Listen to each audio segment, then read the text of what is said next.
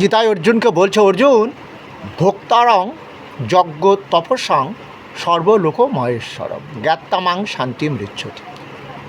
আমার যারা ভক্ত তারা যখন জানতে পারল, আমরা কত যজ্ঞ করি বলো তো, রূপাং দেহি জয়ং দেহি যশা দেহি দিশার জোহি দেহি সৌভাগ্য আরোগ্যং দেহি দেহি পরম সুখম।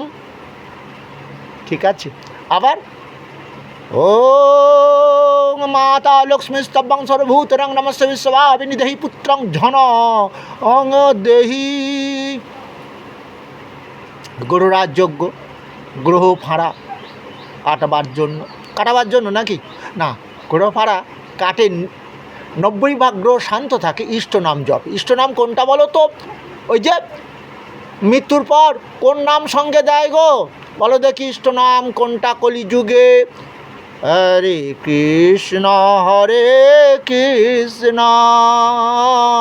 কৃষ্ণ কৃষ্ণ হরে হরে হরে রাম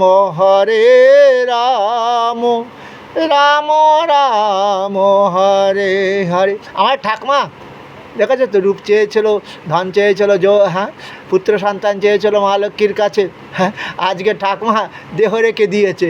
সেই ধন সম্পত্তি যা চেয়েছিল আমার ভগবান দিয়েছে, কিন্তু সব ফেলে রেখে চলে যাচ্ছে। এখন মন্ত্রটা কলিযুগের মহামন্ত্র হরিনাম সংকীর্তন। এই হরিনাম সংকীর্তন করলে তোমার গ্রহ শান্ত থাকবে 90 ভাগ।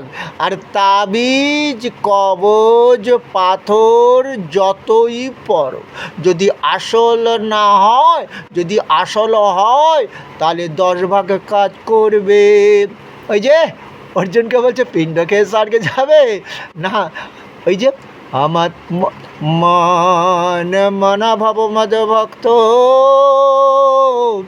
মদ জাজিমাং নমস্কুরু মামে বৈশ্যসে যুক্তই বা আত্মানং মত পরায়ণ। এই আমার পুত্র যেমন বললে, ওটাও তোমার পুত্র নয়। আমি কৃষ্ণ ছাড়া এই জগতে তোমার কোনো আপনজন নাই। তোমাকে যেখানেই আমি সৃষ্টি জন্ম দেব, সেখানেই সেই আমি আত্মা রূপে থাকিব। তাহলে কি তোমার আমি আপনজন নই? তাহলে সেই আপনজন আমার ভগবান কৃষ্ণ। তাহলে কৃষ্ণ নাম যে শ্রবণে হয় জীবের পাপ মুক্তির কারণ, কর্মভোগী রোগে তো ঔষধ রসায়ন। দেখাচ্ছে গ্রহ ফাঁড়া খারাপ থাকলে রোগ শোক ওষুধ খেয়ে আর পারা যায় না। বুঝতে পারছো না? তাহলে কোন দিকে যাবে? ইষ্ট নাম জপ করবে তো, না তাবিজ কবজ পাথর পড়বে? তোমাদের ইচ্ছা।